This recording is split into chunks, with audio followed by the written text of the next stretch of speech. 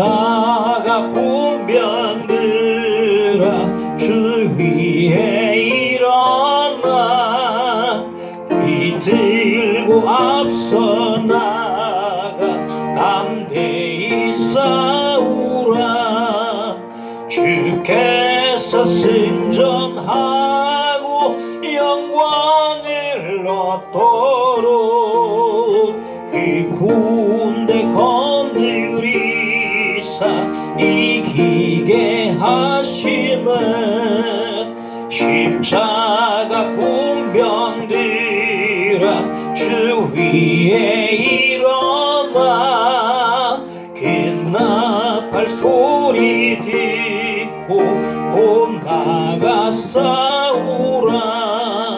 수 없는 원수 앞에 주 따라갈 때에 주 예수 힘을 주사 강하게 하시네.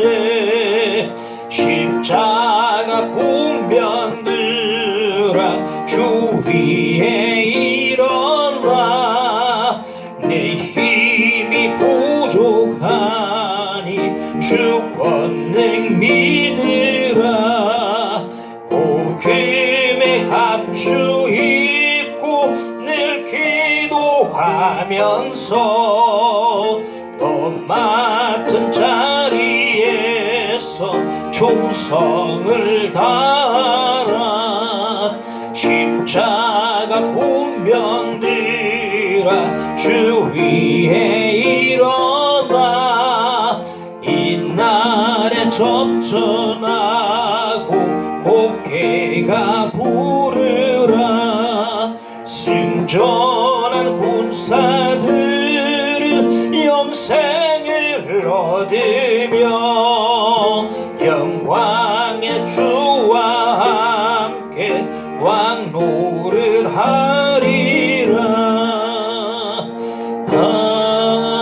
아멘. 함께 예배를 위해서 개인의 기도 제목 가지고 함께 기도하십시다.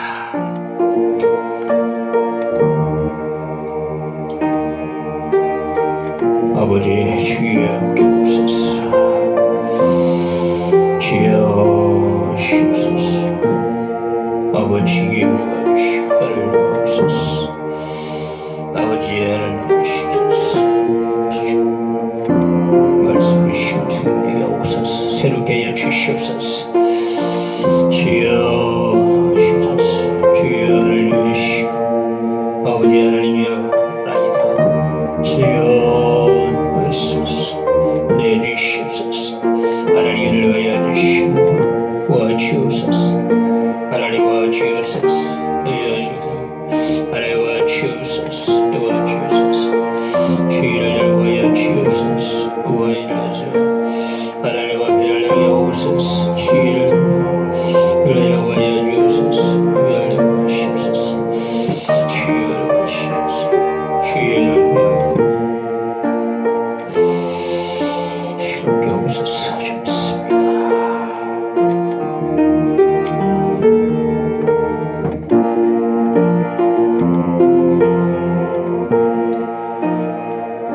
주여 주 앞에 나왔습니다. 오늘도 다 미루고 예배 드리기 위하여 말씀을 듣기 위해서 나왔습니다.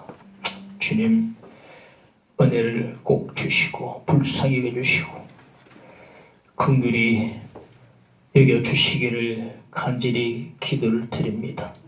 우리가 죄인 중에 괴수 같은 자들입니다. 우리 모습 이대로 나왔습니다. 한 주 동안에 되돌아 보면 말씀 따라 살지 못한 것 많이 있습니다. 하나님께서 은혜를 주시고 우리 모습 이대로 받으시고 새롭게 해주시기를 간절히 기도를 드립니다. 성령께서 친히 운행하시고 역사하시고 간섭하시고 임해 주시기를 기도를 드립니다. 함께 오셔서 예수 이름으로 기도하옵나이다. 아멘. 사도행전 24장 1절로 9절까지 보겠습니다.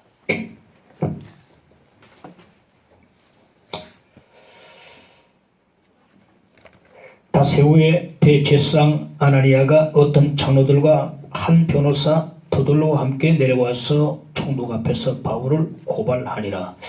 바울을 부르매 더둘로가 고발하여 이르되 벨릭스가 가여 우리가 당신을 힘입어 태평을 누리고 또 이 민족이 당신의 선견으로 말미암아 여러 가지로 개선된 것을 우리가 어느 모양으로나 어느 곳에서나 크게 감사하나이다. 당신을 더 괴롭게 아니하려 하여 우리가 대강 여짜옵나니 관용하여 들으시기를 원하나이다. 우리가 보니 이 사람은 천년병 같은 자라. 천하에 흩어진 유대인을 다 소유하게 하는 자요 나세렛 이단의 우두머리라. 그가 또 성결을 더럽게 하려 함으로 우리가 잡아싸우니 당신이 친히 그를 신문하시면 우리가 고발하는 이 모든 일을 아실 수 있나이다 하니 유대인들도 이에 참가하여 이 말이 옳다 주장하니라. 아멘. 천부장이 유대인들이 왜 바울을 죽이려고 하는지 그 이유를 알기 위해서 바울을 예루살렘 공의회에 데리고 와서 그 앞에 세우고 신문을 받게 했는데 소란하고 오히려 문제가 더 복잡해지니까 이 천부장이 바울을 예루살렘에서 가이사라로 호송해서 벨리스 총독에게 바울을 넘겼습니다. 가이사라에 도착한 지 5일 후에 예루살렘 공의회에서 바울을 신문했던 대제사장과 장로들이 변호사 드둘로라는 변호사를 대동해서 예루살렘에서 가이사랴까지 와서 벨리스 총독 앞에 바울을 고소를 했습니다. 우리 본문에는 나오지 않지만은 성경 다른 사본에는 이런 기록이 있습니다. 우리 성경에 보면 본문에 나와 있지 않지만 맨 밑에 보면 기록되어 있어요. 그래서 우리의 율법대로 재판하려고 했으나 천부장 루시오가 와서 그를 우리 손에서 강제로 빼앗아갔습니다. 그리고는 그를 고발하는 사람들에게 가깝게 가라고 명하였습니다. 이 말은 변호사 도돌로가 대제사장의 말을 대변한 것인데 이런 뜻입니다. 천부장이 바울을 빼앗아가며 말하기를 고소하려면 벨리스 각하께 고소하라고 해서 지금 각하 앞에 이 사람을 고소하는 바입니다. 그런 뜻이 되겠습니다. 더둘로 말인데 아나니아의 대제사장의 말을 대변해서 벨리스 총독 앞에 하는 말이죠. 이 천부장이 루시오가 바울을 빼앗아가면서 하는 말이 고소하려거든 벨릭스 총독 앞에 가서 고소하라고 해서 지금 저희들이 와서 가깝게 바울을 고소합니다. 그렇게 말하고 있습니다. 바울은 여태껏 한 번도 제대로 재판을 받아본 적이 없어요. 예루살렘 공의회도 합당한 재판이 아니었습니다. 이미 죄인으로 정죄하고 들어가는 재판이었죠. 바울은 오늘 본문에서 로마의 가이사라에서 벨리스 총독 앞에서 재판다운 재판을 이제 받게 되는 것입니다. 첫째 살펴볼 것은 더둘로의 고발은 아첨으로 시작됩니다. 이런 내용이 되겠습니다. 이 재판의 고소인은 대제사장 아나니아입니다. 그리고 더둘로는 그의 변호사가 됩니다. 피고소인은 사도 바울이고 재판장은 벨리스 총독이 되겠습니다. 고발은 제3자가 신고하는 것이고 고소는 피해 당사자가 하는 것인데 고소와 고발의 차이가 있습니다. 오늘 본문에 보면 더둘로의 고발이라고 말이 나오는데 이는 더둘로가 제3자이기 때문에 이렇게 표현하는 것 같습니다. 그런데 이 더둘로의 말이 곧 아나니아의 말이기 때문에 바로 아나니아의 고소라고 해도 틀린 말이 아니라고 생각합니다. 이 더들로는 헬라말을 유창하게 하는 유대인인 것 같아요. 디아스포라. 헬라 지방에 살면서 유대인으로서 살면서 헬라말을 유창하게 하는 변호사였다. 로마식 재판이기 때문에 헬라말을 잘하는 변호사를 선임해서 이렇게 대동하고 갔던 것 같습니다. 더들로의 고발이 시작됩니다. 3절에 보면 벨리스가 가여 우리가 당신을 힘입어 태평을 누리고 또 이 민족이 당신의 성전으로 말미암아 여러 가지로 개선된 것을 우리가 어느 모양으로나 어느 곳에서나 크게 감사하나이다. 이렇게 인사말을 먼저 하는데 이건 아첨이에요. 아첨입니다. 성경 주석가 바클리는 이 더들로의 인사말을 보고 하는 말이 메스껍다 그랬어요. 메스껍다. 속이 느끼하다. 속이 울렁거려 토할 것 같이 너글거린다. 느끼하다. 메스껍다. 그 표현했습니다. 아첨이라 하죠. 아첨. 벨릭스는 추후 52년부터 60년까지 팔레스타인 땅에 재임했던 총독이었습니다. 그러니까 팔레스타인 땅에 재임했던 총독 가운데 빌라도 다음으로 재임 기간이 깁니다. 이렇게 재임하면서 잔혹한 통치로 말미암아서 이 팔레스타인 땅에 자꾸 폭동이 일어났어요. 뇌물수수를 받고 그리고 또 폭정으로 말미암아 유대인들에게 아주 혐오감을 심어준 그런 총독이 바로 벨리스 총독이었어요. 그러니까 그게 감사나이다. 이것은요, 아니 별명이 이건 아첨입니다. 아첨입니다. 아주 눈에 보이는 아첨입니다. 이 더들로의 아첨은 곧 대제사장 아나니아의 아첨이에요. 왜? 그가 시킨 거거든요. 시킨 거다. 대제사장 아나니아가 요즘 이렇게 아첨하고 있는 것입니다. 왜 아첨하는 것인가? 오직 한 가지 목적으로 아첨하는 것인데 오직 한 가지 목적이라는 것은 바울을 죽이기 위한 목적이었어요. 어떻게 하면 바울을 죽일 수 있겠는가? 아첨해서 이렇게 들어가는 겁니다. 전에 가야바 제사장도 빌라도 총독 앞에 아첨을 한 일이 있습니다. 그 왜 빌라도에게 아첨을 했을까? 한 가지 목적이죠. 예수를 십자가에 못 박아 죽이기 위해서 아첨을 했던 것입니다. 아니아의 경우도 똑같은 목적으로, 즉 바울을 죽이기 위한 목적으로 지금 벨리스 총독에게 아첨을 하고 있는 것입니다. 보면 대제사장이라는 자가 참 한심하다는 생각이 들어요. 한심하다. 아첨이나 하라고 시키고 대제사장이 말하죠. 대제사장이 있어야 할 곳은 성전이요, 즉 하나님 앞이 됩니다. 이 하나님 앞에서 나라와 민족을 위해서, 백성들을 위해서 기도해야 될 사명이 거기에 있는 것입니다. 근데 이게 뭡니까? 예루살렘에서 가이사랴까지 와서 이방 로마 법정에 서서 사람을 죽이기 위해서 아첨을 한다고 앉아있고, 이 대제사장이 해야 될 일인가? 이게 해야 될 일인가? 로마 사람들도 이상하게 봤을 겁니다. 대제사장에 복장을 하고 어울리지 않는 그 자리에 앉아 남을 아첨하거나 있으니까 이 사람이 지대 떨어지게 보이는 그런 사람으로 안 보였겠는가 싶습니다. 이 가야바나 아나니아나 둘 다 대제사장이긴 하지만은 신앙인이 아니었어요. 정치인이었다. 정치인이었다. 요즘도 보면 골방, 책방, 목사들은 골방에 들어가 있다. 골방에서 기도하고 책방을 골방과 책방은 항상 상도 맞춰.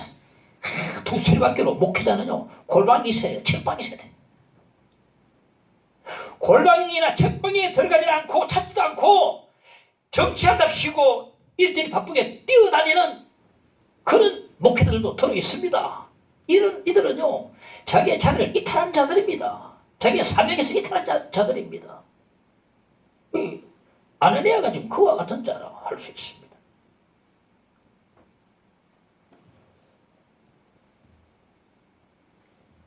목회자도요, 남의 문제를 해결하기 위해서 뛰어다녀야 됩니다만 그게 가장 우선순위가 아닙니다. 기도 골방에 들어가고 책방에 들어가서 책 읽고 기도하고 그게 최우선이거든요. 아니 근데 지금 이 대상이라는 이 아나니아가 뭐 보십시오. 이래도 되는 건가? 예루살렘에서 가이사랴까지 쫓아와서 이방 법정에서 바울을 죽이기 위해서 아침이나 하고 고소나 하고 하나님 기도도 안 하고 복장은 다 대지선 복장을 하겠죠. 그래가지고 앉아있어. 이게 자리에 어울리지 않는 복장을 하고 있는 거예요. 지금 꼴값을 뜨고 있는 거다. 볼성 사납다 이 말이야. 이래서는 안 된다. 자기 사명에서 이탈해서는 안 된다 이 말이야.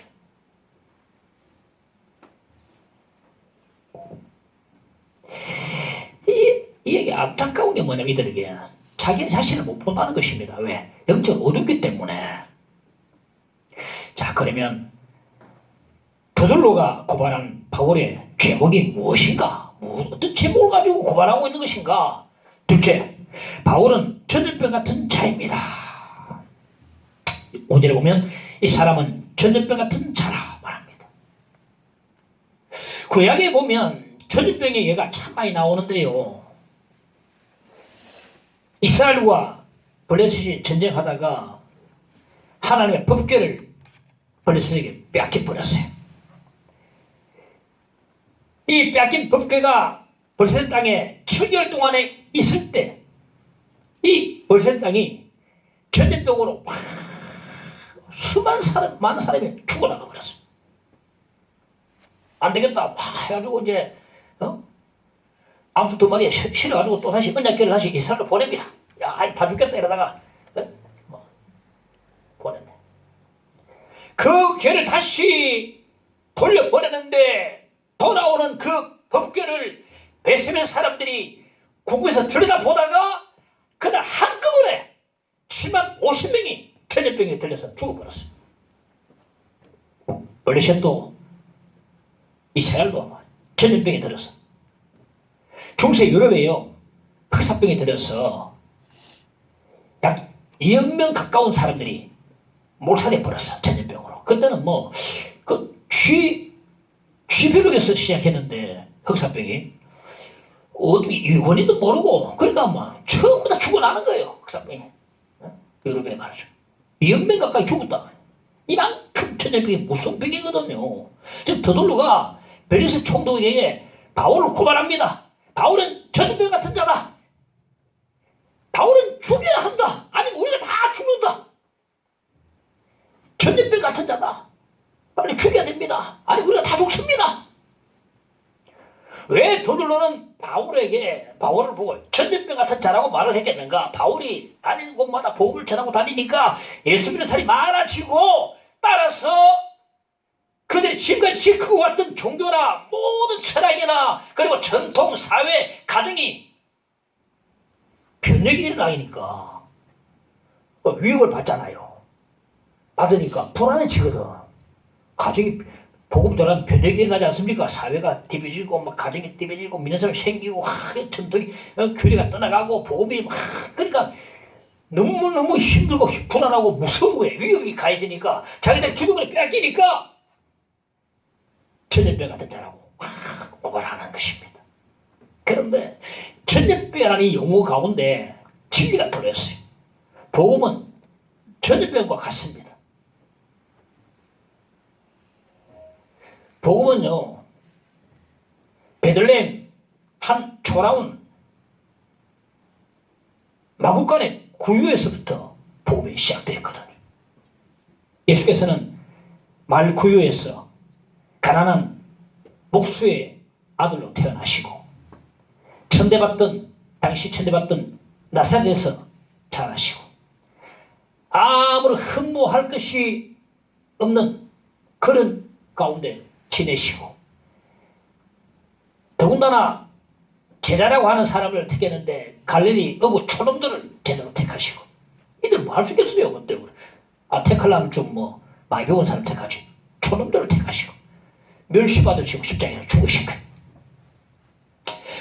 통상적으로 보면 우두머리가 죽게 되면 다른 사람이 전부 다 흩어지기 마련이지만은 예수께서 죽고 난 뒤에 그 제자들과 갈릴리아 타소의 사울을 통해서 복음이 로마에 전해지고 오늘날 예수를 믿고 따른 자들이 전 세계적으로 수십억 명이 달하고 있습니다.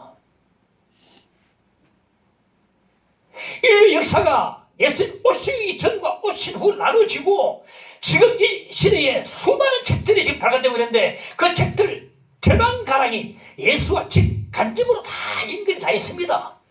아무리 무신론자 책을 봐도 예수의 이야기하고 있어요. 뭘 반박하기 위해서 하지만 예수가 안 떠난 책이 없어요. 오늘날 이 시대는요, 예수를 빼고는 종교나 문학이나 그리고 문화나 역사를 논할 수가 없습니다. 처음에 그렇게 미묘하게 시작했던 그 말구에서 시작했던 그 복음이 수십억 명을 헤아리는 놀라운 역사가 나타나게 된 것입니다. 복음은 전병과 같습니다. 여러분. 복음은 누룩과도 같습니다. 한 줌의 누룩이 밀가루에 들어가면요, 다 금방 발효를 시켜가지고 풀려버립니다. 복음은 전염병과 같습니다. 바이러스와 같습니다. 급속도로 감염돼 버려요. 얼마 전까지만 해도 안 그렇습니까? 한 가정에 한 사람이 코로나 걸리면 나중에 온 가족이 다 걸려버려요. 마스크 껴도 소용없어요. 한 사람 걸리면 다 걸립니다. 저도 2번이나 걸렸어요. 우리 가족들 때문에. 누가 시작인지 모르겠죠. 이 복음이 공산주의에 침투되니까 복음이 공산주의보다 더 세더란 말입니다. 세대 악단을 우리가 받다시피 그 악랄한 공산주의에 복음이 들어가니까 그 가운데서도 그 공산주의 세계 가운데서도 복음이 생명해가지고 번식이 강하게 일어났다는 이 말입니다. 과거에 중국이 기독교를 탄압하고 대대적으로 이제 박해할 때에 들어온 모든 국내의 선교사를 다 추방해버렸어요. 한 사람 남겨 다 추방해버렸어요. 여러 왜 모든 다 추방. 이제 끝났다 싶었어요. 얼마 뒤에 뚜껑을 땅에 보니까 중국 지하교회에 수천만 명의 기독교인이 바글바글 하고 있어요. 이게 뭐야 이거예요. 그러니까 이 복음 앞에서는 공산주의도 무릎 꿇게 되어 있습니다. 얼마나 전염성이 강합니까? NIV 영어 성경에는요, 전염병 같은 자를 트러블 메이커라고 번역을 해놨더라고요. 즉 말씀꾼이래. 말씀꾼. 우리가 좋은 의미에서 믿는 사람은 좋은 의미에서 복음의 말씀꾼들이 돼야 됩니다. 우리 그리스도인들은 좋은 의미에서 문제를 일으킨 자들이 돼야 됩니다. 한 사람이 가정에서 예수 믿으면 반드시 그 가정에 문제가 일어나게 돼요. 트러블 메이커가 된다 이 말이에요. 그럼 한 사람이 가정에서 예수 믿으면 문제 일으켜서 그 사람 때문에 전부 다 온 가족이 다 예수 믿게 되는 것입니다. 복음의 말씀꾼들이 돼야 돼. 복음의 말씀꾼들이. 얼마나 전염성이 강한가 이 말이에요. 더불어는요, 바울을 전염병 같은 자라고 이렇게 고발하고 있습니다. 이게 바로 바울의 죄목, 이게 죄목 같지 않은 죄목이에요. 죄목이라고 하고 있습니다. 우리 역시 세상으로부터 이런 소리 들어야 됩니다. 트러블 메이커야. 말씀꾼이야. 복음의 말씀꾼. 좋은 의미에서 문제를 일으킨 자. 그 사람 들어가면 문제를 일으켜. 복음적인 문제. 그런 자가 돼야 된다 말이에요. 세 번째는 바울은 소유하게 하는 자입니다. 바울의 두 번째 제목이 뭐냐? 소유하게 하는 자라는 것입니다. 바울은 간 곳곳마다 복음을 전했는데 특히 유대인의 회당에 들어가서 복음을 많이 전했습니다. 그러니까 그 그때마다 소요가 일어났어요. 이 소요는 바울이 일으킨 게 아니고 바울은 단 한 번도 소요를 일으킨 적이 없습니다. 이 소요를 누가 일으켰냐면 유대인들이 일으키고 오늘 보니까 그들이 일으켜놓고 난 뒤에 바울에게 책임을 다 뒤집어 씌워버려요. 지금 바울은 소요를 일으킨 자다 하면서 지금 제목을 걸어서 고발하고 있는 것입니다. 그들이 왜 소요를 일으켰냐? 유대인들이 바울이 전도하니까 전도를 받고 하는데 예수 믿는 사람이 자꾸 생겨나니까 소요를 일으켰어요. 예수 믿는 사람이 안 생기면 가만히 있을 겁니다. 자꾸 믿는 사람이 자꾸 생기니까 불안해가지고 마침 소요를 일으킨 것입니다. 바울이 언젠가 한번 비시디 안두옥에 가서 유대인 회당을 찾아가서 거기서 복음을 전한 일이 있었는데 바울이 설교하고 난 뒤에 많은 사람들이 바울을 따르기 시작했어요. 그 다음 주에 보니까 성경 보니까 온 시민이 거의 다 바울의 설교 들으려고 와 회당에 몰려들었어요. 이래 멋진 일인데 말이에요. 바울은 말은 나는 잘 시원치 않다 했는데 거의 온 시민이 거의 다 성경 보니까 온 시민이 거의 다 회당에 몰려들었어요. 그때 바울의 설교 듣고 많은 사람이 예수를 믿었어요. 그걸 보고 긍휼을 분자인 유대인들이 소요를 일으키고 바울 일행을 그 도시에서 쫓아내버렸어요. 늘 이렇게 해왔어요. 이런 방식이었어요. 바울이 들어가는 곳마다 소요가 일어났는데 그 소요는 바울이 일으킨 게 아니고 유대인들이 일으켰다. 왜? 복음을 전하니까 세상에 소요를 일으킨 것입니다. 빌라도는 예수께서 죄 없으신 것을 알았습니다. 그럼에도 불구하고 예수님을 십자가에 못 박도록 내주었어요. 그 이유를 성경이 이렇게 설명하는데 밀란이 나르는 것을 보고 예수 때문에 시끄러운 게 싫은 겁니다. 예수 때문에 시끄러운 게 싫으니까 이대로가 좋아요. 이대로가 좋은데 자꾸만 복음 때문에 예수 때문에 시끄러운 게 싫으니까 밀란이 소요가 나는 거 보고 예수를 죽여버린 것입니다. 가룟의 대제사장도요. 예수 한 사람이 죽어서 온 민족이 편안할 수 있다면 죽이는 것이 유익하다면서 죽이기로 그렇게 결정하고 나갑니다. 이 세상은 예수 때문에 시끄러워지는 게 싫고 기독교 때문에 시끄러워지는 게 싫고 가만히 지금 이대로 있으면 좋겠다 그렇게 말해요. 그런데 복음의 특징이 뭐냐면은 소요를 일으키는 특징이 있습니다. 소요를 일으킨다. 복음은 빛과 같습니다. 빛을 비추면 벌레들이 전부 도망을 가버려요. 막 던져가지고 얼굴에 빛을 비추면 황금이 다 다시 또 컴컴한 다 숨어버려요. 복음은 소금과 같습니다. 소금을 미꾸라지에 딱 뿌리면 미친들이 벌벌 뛰어버려요. 복음은 이렇게 문제를 일으키는 것입니다.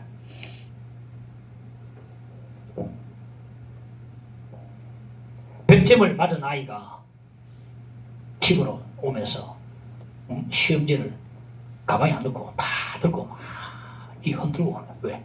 얼마나 자랑하고 싶겠습니까? 오래간만에 백점 맞았는데 자기 혼자 맞았는데 얼마나 자랑하고 싶겠는가? 은혜를 받았는데 자랑하지 않을 수 있겠습니까? 예수 믿고 기쁜데 말을 하지 않을 수 있겠습니까? 바울은 가는 곳마다 예수를 자랑하고 다녔거든요.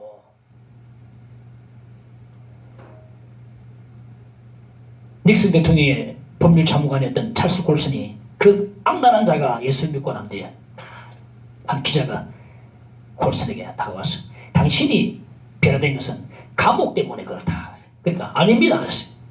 내가 변화된 것은 감옥 때문이 아니고 성경을 읽고 변화된 것입니다.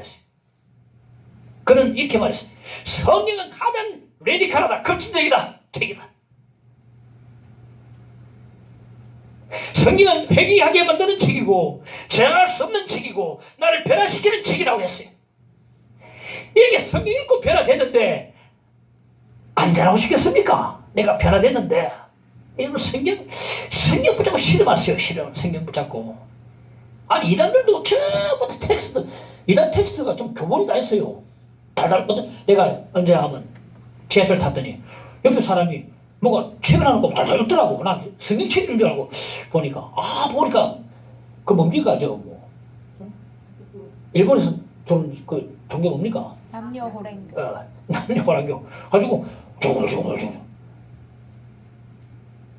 그걸 다 외우고 있더라니까. 그걸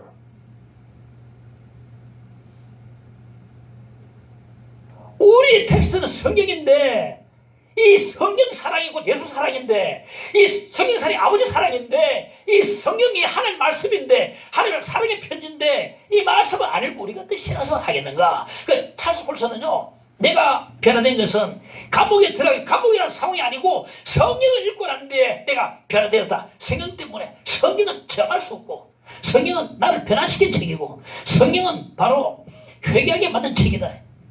성경 읽고 변화되는데 어떻게 변하지 않을 수 있겠습니까? 그래서 콜슨은요, 다시 감옥에 들어가가지고 감옥에 교도소 세워서, 교도소에서 이 선교를 세워서 선교를 막 하고 다녀.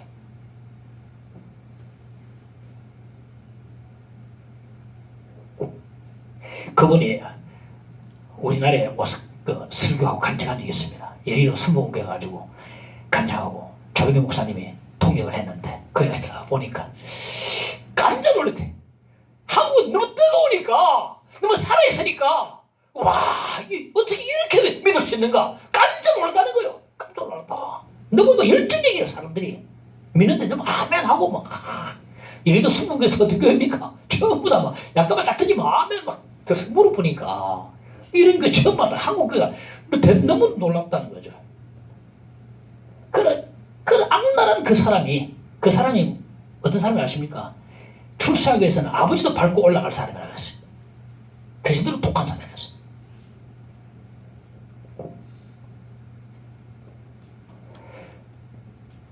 유대인들은 예수 믿는 자들이 생기는 게 싫었습니다. 그래서 소요를 일으킨 것입니다. 그런데 그 소요의 책임을 바울에게 돌렸다. 이 바울은 그것이 바울의 제목 아닌 제목이 된 것입니다. 복음은요, 사람들을 예수 믿게 만들고, 불편하게 만들고, 문제를 일으키고, 시끄럽게 만들고, 소요를 일으킵니다. 복음은 가고만한 문제 일으키고, 소요를 일으킵니다. 소요, 폭동이에요, 폭동. 복음 무서운 이 힘이 있어요. 변화시키고, 사상을, 가치관을, 인간 자체를, 그리고 캐캐 묵은 체계를 복음이 들어가는 것보다 완전히 전복시켜버립니다. 소요를 일으키지 않는 복음은 더 이상 복음이 아닙니다. 우리 들어가는 곳마다 소요를 일으키는, 폭동을 일으키는, 긍정적인 의미에서 복음의 폭동을 일으키는 그런 자가 돼야 됩니다. 안 그러면 복음도 아니에요. 복음의 특징이 뭐랬습니까? 들어가면 소요를 일으키게 되는 거예요. 가정에 들어가면 가정을 쪼개버립니다. 믿는 사람, 안 믿는 사람 쪼개버려요. 그거 안 믿는 사람이 끌어올게 한단 말이에요. 이런 능력이 복음에 있단 말이에요. 이런 소유하는 능력이 없다면, 복음이 없다면 더 이상 복음이 아니고 도덕일 뿐이에요. 도덕. 윤리일 뿐이다. 복음은 능력입니다. 다이너마이트 말이죠. 하나님의 능력이. 할렐루야. 하나님의 능력이다. 능력. 복음은 소유시키는 능력이 있다. 네 번째는 바울은 나사렛 당의 수괴입니다. 저들은 바울을 나사렛 이단의 우두머리라고 고발을 했습니다.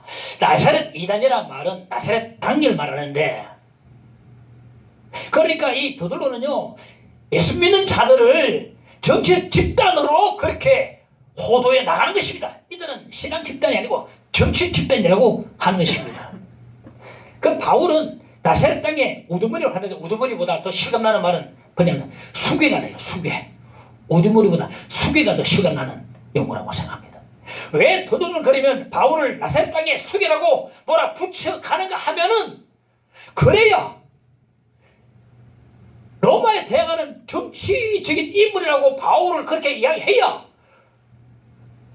로마의 힘을 빌어서 바울을 죽일 수 있으니까 이 정치적 인물을 안 죽이겠습니까? 하야 로마가 칼을 들고 바울을 칠 거 아닙니까?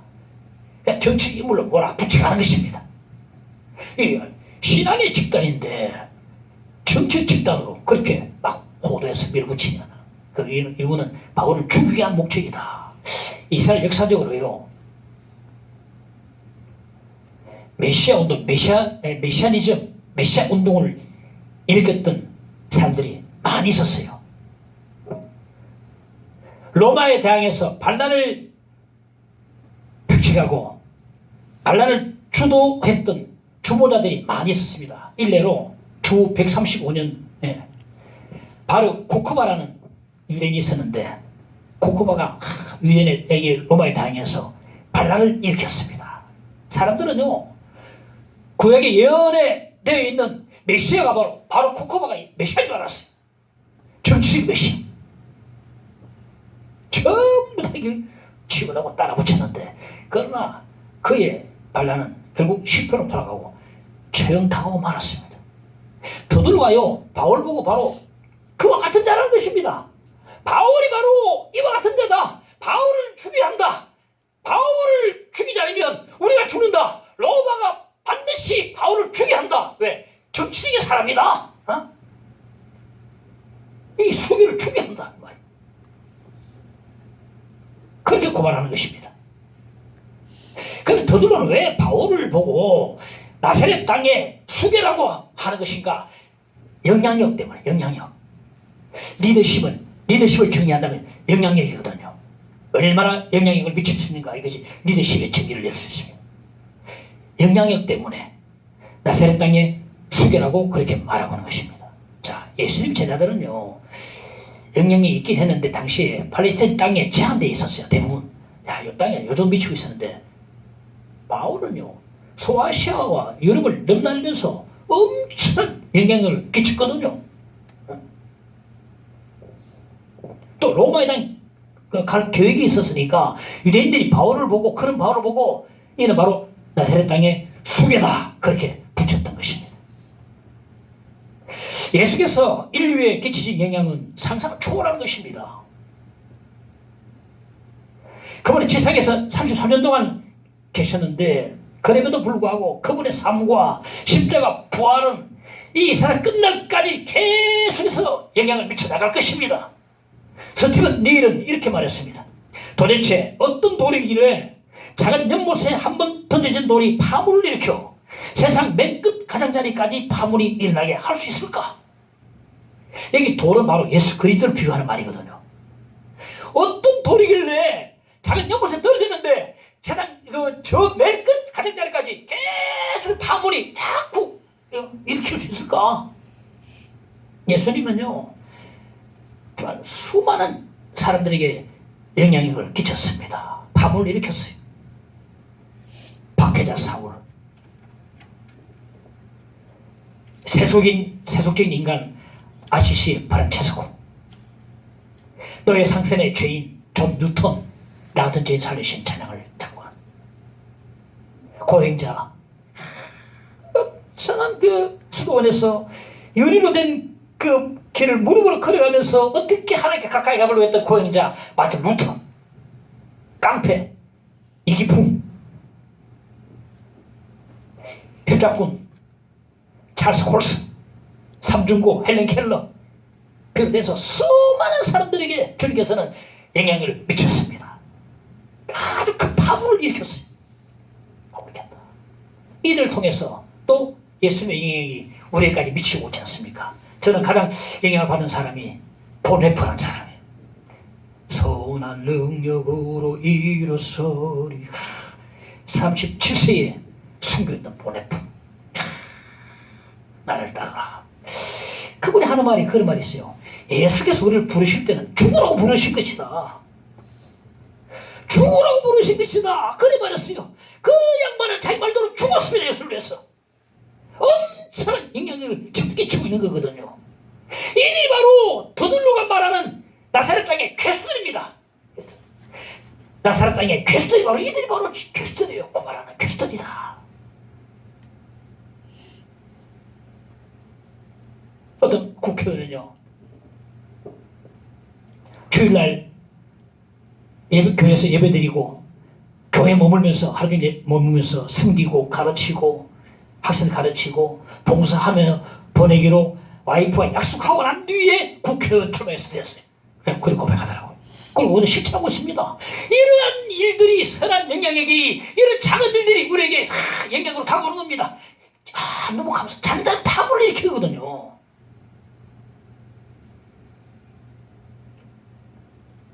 그런 신앙의 지킴이 보면요, 우리에게 잔잔한 파국을 제공합니다.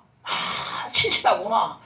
나사렛 땅에 개수까지 수개는 아니라 할지라도 참으로 신앙의 복을 우리가 보이고 있구나. 파물을 자꾸 예수께서 파물을 일으키고 그 파물 받아 또 다른 사람이 보이고 자꾸 영향력. 우리 역시요, 나사렛 땅에 수개 정도는 아니라 할지라도 가는 곳마다 들어가는 곳마다 잔잔한 복음의 파물을 일으킬 수 있어야 합니다. 이게 무슨 세상에 소금이 빛이지 세상에 소금이고 소금이 세상이고 발필 소금 돼가지고 빛도 없고 맛도 없고 도저히 그렇지 않겠는지 넌그러지 알 수도 없고 이렇게 살았어야 되겠는가. 하나님 믿는 사람들이 예수 그리스도라는 사람들이 명목상 그리스도 명찰 받아고 다니면 되겠습니까? 정말 소금은요 양이 돼서 질이 있습니다. 빛은 등경에 있을 때 빛이 나는 것입니다. 등경, 내 특정한 장소에 있을 때 환하게 빛을 비추는 역할이 빛의 사명인 것입니다. 파물을 일으켜야 돼. 나사렛 땅에 속이는 말은 엄청 영향력을 끼친다 이 말이거든. 바울이 그 박해자 바울이요, 예수 때문에 난 예수 미친 자, 예수를 위해서 내 목숨 아깝지 않다. 그러니까 수비가 된 겁니다. 우리 그까지 아니라 할지라도 내 삶 모든 속에서 잔잔하게 복음의 파물을 일으켜 나갈 수가 있어야 되는 것입니다. 정직하고 진실하고 남을 속일 때 안 속이고. 장사할 때 안 그렇습니까? 남은 더 정직하게, 그럼 더욱더 하나님이 인정해 주시고 나중에 사람들이 인정해 주고. 저 사람 가면 믿겠더라. 카센터 가면, 저 카센터도요 잘 못 가겠어요. 분명히 우리 잘 모르니까 자꾸만 속이는 것 같아. 그건 인식이 있어요. 어떤 사람은 정말 정직해요. 진짜 정직, 믿음, 신뢰 딱 지났어. 진짜 신뢰 가는 사람이 있어요.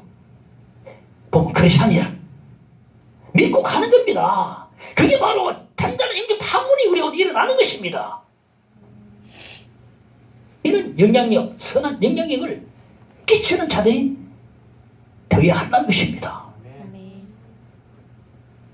마지막으로 바울은 성전을 더럽히는 자입니다. 6절에 보니까 그가 또 성전을 더럽게 하려 함으로, 더둘러의 마지막 고발은 바울은 성전을 더럽히는 자라는 것입니다.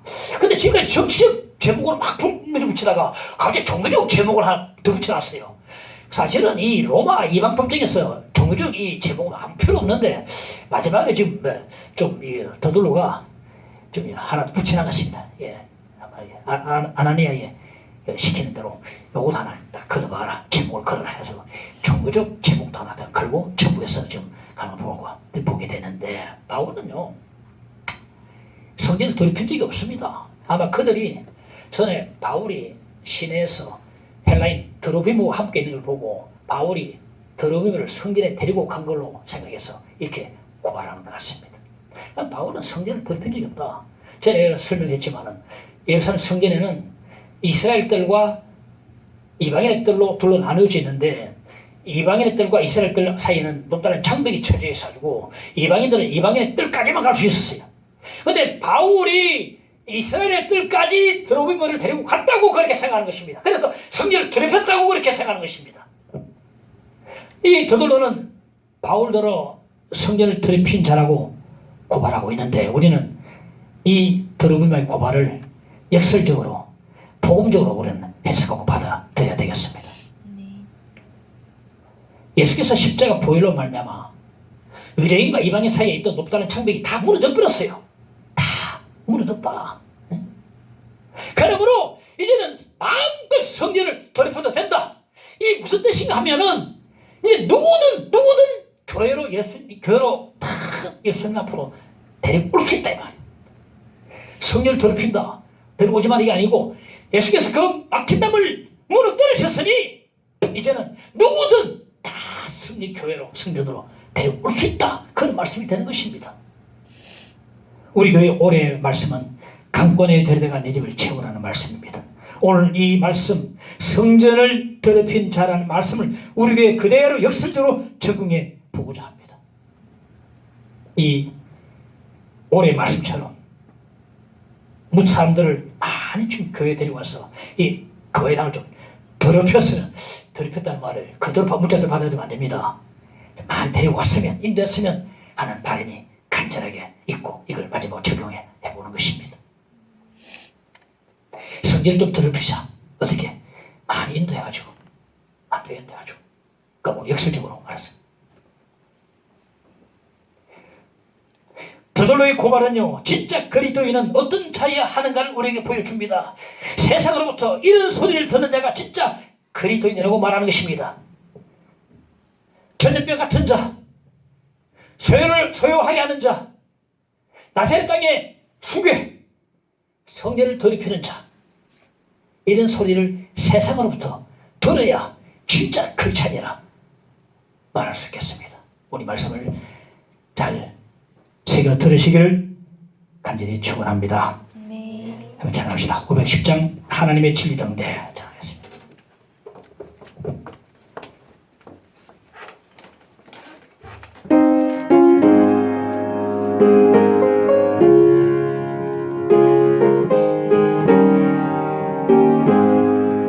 하나님의 진리등대 길이 빛나니 우리들도 등대하여 주의 사랑 비추세.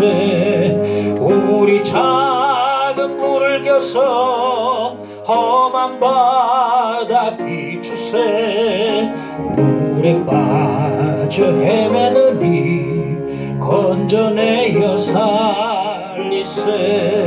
죄의 밤은 깊어가고 성난 물결 설렌다.